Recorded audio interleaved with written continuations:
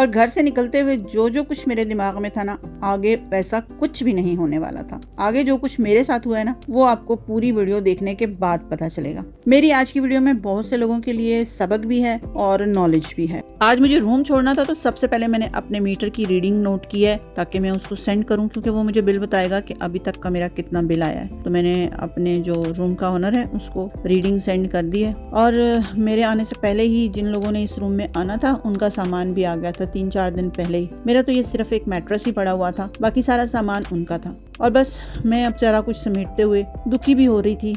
मैंने इस रूम में बहुत ज़्यादा टाइम गुजारा था, तकरीबन 1.5 ईयर। बड़ी अच्छी मेमोरी थी मेरी इस रूम के साथ। खैर, बस सारी ज़िंदगी ऐसे ही गुजर जाती है। थोड़ी सी किसी जगह पे बंदा सेट होता है, कहीं अच्छी मेमोरीज बनती हैं और फिर आगे जाने की तैयारी हो जाती है। तो अब मैं जा रही हूँ अबू धाबी, क्योंकि अबू धाबी में मेरी सिस्टर रहती हैं। 3 दिन मैं वहाँ रहूँगी, 2-3 दिन अपनी सिस्टर के साथ रह के फिर मुझे आगे पाकिस्तान जाना है।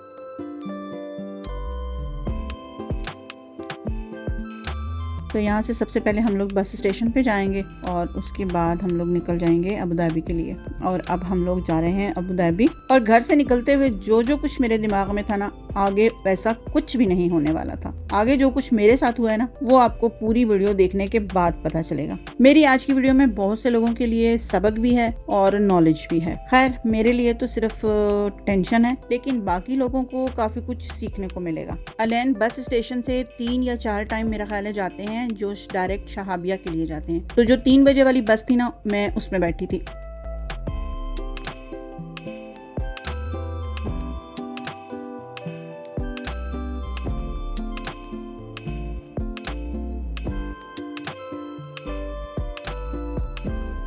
और अबू धाबी पहुंचते पहुंचते तकरीबन 5 बज गए थे। जितने भी अच्छे रेस्टोरेंट और अच्छे खाने ना, सब मुस्तफ़ा में मिलते हैं। मुस्तफ़ा कमाल कबाब रेस्टोरेंट है ना, उसके चपली कबाब क्या ही कहने हैं। और 4 सरदा के जो मोटे चावल होते हैं वो बहुत ही टेस्टी थे। और आज मैंने स्पेशल वहाँ जाकर ये खाना खाया, क्योंकि मुझे नहीं पता कि आगे दोबारा मुझे ये सब खाने को मिलेगा कि नहीं। तो मैंने सोचा कि आज मुझे ये खाना है। वैसे मुझे चपली कबाब बिल्कुल पसंद नहीं है, लेकिन यहाँ के चपली कबाब मेरे फेवरेट हैं। अच्छा, जब मैं प्रेस ऑन नेल्स का काम करती थी ना, तो उस वक्त मुझे नेल्स के लिए जो भी चीजें जरूरत होती थी ना, सब मैं तीमू से मंगवाती थी।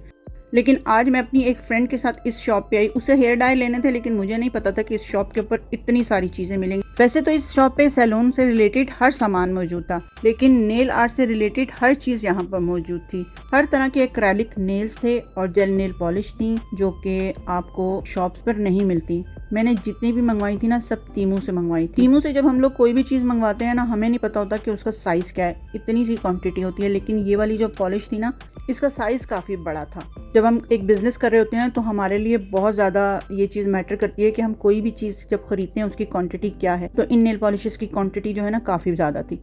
इसके अलावा और भी बहुत से टूल थे जो नेल आर्ट से रिलेटेड होते हैं। अगले दिन फिर मुझे अबू धाबी सिटी में थोड़ा काम था, मैंने वो काम किया अपना। उसके बाद फिर मैं शॉपिंग सेंटर चली गई। वहां से मैंने सोचा चलो कोई चीज पसंद आए तो घर के लिए ले लूं। हालांकि मेरा सामान बिल्कुल फुल हुआ था और बिल्कुल भी गुंजाइश नहीं थी, लेकिन मुझे ये कुछ सीड्स लेने थे, जो कि स्पेशली मैं यहाँ से अपनी बेटी के लिए लेके जाती हूँ। उसको ये पैकेट वाले सनफ्लावर सीड्स बहुत पसंद है और वो कहती है कि मुझे बस और कुछ भी नहीं चाहिए, मुझे बस यही चाहिए। तो मैंने सोचा कि उसके लिए 3-4 पैकेट ले लूं।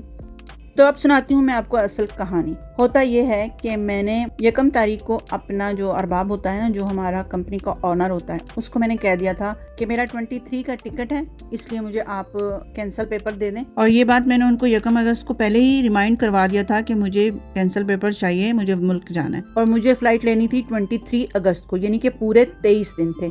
और मैं ये बात 22 तारीख को उनसे कह रही हूँ कि मुझे मेरा कैंसिल पेपर दे दें, क्योंकि मुझे कल जरूरत पड़ सकता है। टिकट मैं पहले से बुकिंग करवा चुकी थी। मैंने जब अपने अरबाब को कहा कि मुझे कैंसिल पेपर दो, और मैं ये बात उनसे कह रही हूँ 22 तारीख को। और यहाँ से शुरू होता है मेरी टेंशन का सफर, और वो मुझे कल कल कल कल करना शुरू हो गए। और मुझे अंदाजा भी नहीं था कि आगे मेरे साथ क्या होने वाला है। और मैं बिल्कुल बेफिक्र थी, मुझे कुछ नहीं पता था कि मेरा कैंसिल पेपर अभी तक अप्लाई ही नहीं हुआ। मैं अपनी रूटीन की तरह 23 को अपना सारा सामान वगैरह लिया है और चली गई हूँ एयरपोर्ट पर। मुझे बोर्डिंग पेपर भी मिल गया, मेरा जो लगेज था वो भी मैंने जमा करवा दिया। लेकिन आगे जब इमिग्रेशन पे जाती हूँ तो उन्होंने मुझे कहा कि आपके पास आपका कैंसिल पेपर नहीं है, जिसकी वजह से आपको ट्रैवल के लिए अलाउ नहीं किया जाता, लिहाजा अपना कैंसिल पेपर लेके आएं और फिर जो है आपको ट्रैवल अलाउ किया जाएगा। और मुझे इतनी उलझन हुई, इतनी कोफ्त हुई कि मैं अब क्या करूं। और लगेज मेरा जमा हो गया था। मुझे पूरे 4 घंटे एयरपोर्ट फ्लोर पर बैठकर फिर वेट करना पड़ा। तकरीबन 4:30 बजे मुझे मेरा लगेज वापस मिला